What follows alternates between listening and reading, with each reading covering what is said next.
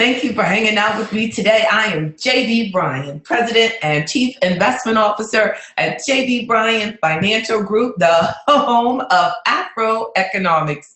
Check out the website behind me with the new, go to AfroEconomics.com and click chat now. You will be able to actually communicate directly with the AfroEconomics team. They are ready. So if you have any questions right now about how to register so that you can be hanging out with me, with others in the webinar room, definitely do that. That allows my participants that I'm looking at that I can ask them questions. I can do polls, and I got a big poll I'm going to do this weekend on Sunday. I'm going to do for business owners. I have the AfroEconomics Let's Talk Business on Sundays at 3 o'clock. So don't forget. And the Wednesdays, webinar Wednesdays, thanking God for you all that this has been sustainable for all these years. I think this is like the third year of Every Day at Noon. And it started with conference calls, and technology is just been used up to the point where now we can live chat back and forth with each other. You can go in your computer and click to raise your hand and ask me questions and chat with me. It's amazing. And at the same time, I'm looking at Montel Hicks and Janice Green and Ms. Edwards, all on Facebook at the same time. So it's a blessing. This is a great opportunity to get financially empowered without leaving your seat. You can even call into the phone number when you get the webinar link. You can call in the phone number, and nobody at work needs to even know what you're listening to. You can just listen to me talk about these ideas for doing well by doing good. And I just want to raise your consciousness with today's discussion about some things that you may already be doing. You know, that it's about social responsibility. You know, that we talk a lot about boycotts and stuff like that. We'll go, don't shop there, don't buy there, or you know, when we're making movements, we're showing our social responsibility. You wouldn't realize that there is actually like almost $9 trillion of money under management that is directed at socially responsible management strategies. Yes, like this is huge. People are trying to say, I want to direct my resources and I want to make my earnings off companies that do this or don't do that. So this is definitely your consciousness, your desire to do the right thing and to do well by doing good and to continue to support your values, that you are buying and investing according to your beliefs. It is not only something that you're thinking about, that is something that is being done by thousands of people and trillions of dollars. 1 out of every $5 that is under professional financial management is directed into some strategy of financial responsibility, according to a report by the Forum for Social Responsible Investing that they did in 2015, and they actually put out the report in 2016. So those are some pretty good numbers, that there's a lot of dollars going into investing according to what your desires are. So much so, I didn't even realize that that it had become that popular. But I know that AfroEconomics itself represents my firm's commitment to social responsibility and building up a community that has been underserved, my Black community that has been underserved. And there is a huge financial disparity between the majority and the Black community's position when it comes to wealth. And so AfroEconomics is about changing that. It's about changing that and making us healthier and wealthier. There are 10 principles to AfroEconomics, and we're broadening our definition of what wealth is. Like this morning, I put a post on my Facebook page that said that if we can force these companies that are putting up these huge, beautiful dialysis centers in our communities so that they can, make sure that they get that Medicaid money, if we can make them put up playgrounds and fitness centers and natural produce centers in our communities, then maybe our community wouldn't be dominated with their centers. And I know one area where I actually spent a lot of my young years, actually one of the prettiest areas, one of the prettiest places, one of the nicest buildings is our grocery store that used to have fresh produce is now replaced by a dialysis center. Beautiful, huge, nice dialysis center, but there's no grocery store there now. You know, so I mean, why is it that, oh, there's another grocery store, you know, farther down, increasing the needs that you got to have a car, or you got to have some money, you got to spend some money to try to just get to your good natural food. That is disappointing. But that's my position. That's my position. That is where my position, my ideology is. That's my belief system. So it would be, you know, highly unlikely that I would invest in anything that goes against my ideology. I'm going to look for things that have my investment ideas. I'm going to look for things where we can benefit, especially when I'm talking about building my AfroEconomIcs 10. Now, I have an investment management portfolio that is the AfroEconomIcs 10 that is made up of my 10 top stock picks, my 10 stock publicly traded stocks, put them into the portfolio, and these 10 companies that I feel that are friendly and supportive and build our community, and at the same time we're spending a lot of money there, and we should benefit from the money that we're putting out by becoming owners of these through their stock. So how to participate in the earnings that we're creating for them. We're building these companies from taking our income and spending all that money there. Then I feel that I have a responsibility to my communities to create a portfolio that says, this is where you're spending your money. How about you get some of that money back to help you build your future, help build the wealth within our community. So hence was the root of the AfroEconomIcs 10. You can take it farther. Would I allow a company that is under investigation for civil rights violation to be in my AfroEconomIcs 10? Definitely not. Could possibly something like that sneak through? Yes. Would it be very disappointing to me and the investors in it? Yes.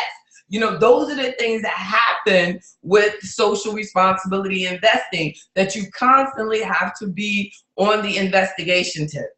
You know, it takes a lot of time. It takes a lot more management time. You have to keep up with it, a lot more research, you know. So when you're talking about social responsibility funds, then the management fee or the fee that you pay for the portfolios might be slightly higher because it's requiring more work out of the investment managers that are operating it. So definitely think about that, and think about what you're doing individually, what you're doing as an individual investor. So my key talking points were to say, like I just went with it. Let me make sure I have it.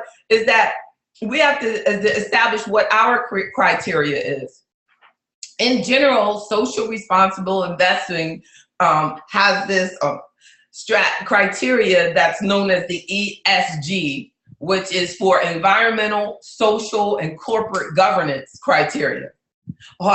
So someone might say, I'm only going to choose, I only want stocks in that, or the manager will only choose stocks that are in that portfolio that are environmentally friendly. You know, what is environmentally friendly? Well, you have to get their definition of what's environmentally friendly. Like, you know, they might say they hate coal, or they hate, you know, utility companies in general. A lot of social responsibility funds say that, you know, because of what some utility companies are doing or their impact on the environment, they don't like them. So they won't be in that particular fund or mutual fund or exchange traded fund. So you have to, like, what is their definition? What is their social criteria? You know, and their social criteria may mean, like, how is their actual impact on their community? How are they involved in their community? How are they impacting society in general? Are they a terrible company that's dumping toxins into the environment because of what they do and things like that? And then they'll go back to environmental, but also it has that social impact. And then their corporate governance of how they actually make up their board. Is their board, is it inclusive? Does it have Black people on their board? Does it have women on their board? What is important to you to be on their board of directors? Do they have Black men on their board? You know, what is their corporate style? Do they give back? But these are, you know, things that that would be included in the description of the particular investment and how it was chosen. And then so what you have to decide when you're talking about being a socially responsible investor is what is important to you, indeed. And I'm sorry y'all. I get talking and I'll stop and I don't get a chance to look at your comments. Thank you so much for hanging out. And then it doesn't like update on it. That's why the webinar is really important. And thank you for your feedback. So what is important to you? Is it important to you to, if you were selecting stocks, to invest in companies that actually had a high number of Black employees, or do they have civil rights criteria, or do they have a commitment to civil rights of their employees, or do they have good paternity and maternity leave? Do they have a commitment to the community? What are they doing for the community? There are some companies that have great commitment to the community, but their product may be toxic to the community. You know, it's funny. Like there could be this huge, you know, situation there where, you know, they sell this, you know, really terrible product. Now I don't want to say a product because then I don't want, because that might not even matter to someone. So, but if there might be some product that this particular person says, oh my goodness, you know, anything plastic, let's just say that's an example. They produce plastic and I hate plastic. Plastic's bad for, you know, that might be their criteria, but they do a whole lot for community. So, but if community is your emphasis, you might say, well, I can overlook the plastic because of what they do for the community. But the bottom line is socially responsible investing. You have to decide what your criteria is. So, and I think even more so, and we really overlook this really often, that even more so than on my side of the business where we're deciding on what stocks and what investments you make, which is very much on, I know I want to get a company that does the right thing, but at the same time, you want this huge financial reward. That on even more importantly is, where do you spend the money that you spend every day? Where do you spend your money? You know, that is an investment into that business. That you might say, well, I don't want to invest in them, but then you buy that product all the time. You look in your kitchen and you're buying it all the time. So, you're really, you know, defeating the purpose of it all if you're continuing to spend money somewhere where you feel is outside of your basic beliefs as an investor. So where do you spend your money?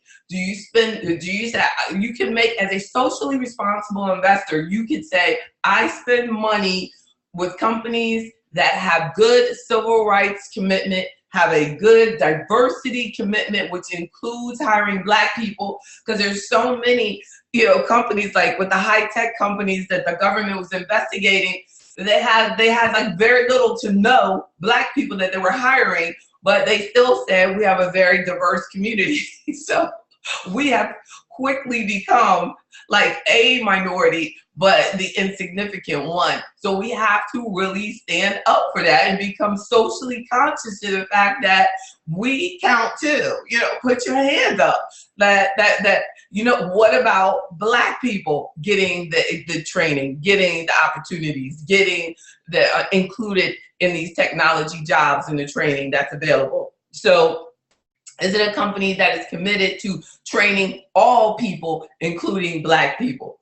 So the bottom line is making sure that you get an understanding with social responsibility is what is being socially responsible to you.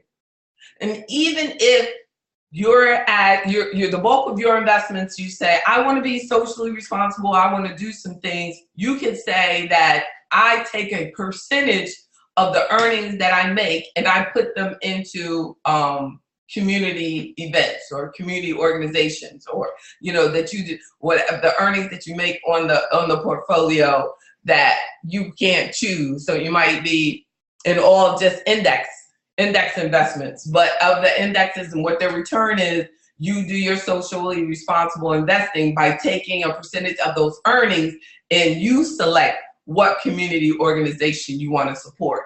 That's important too.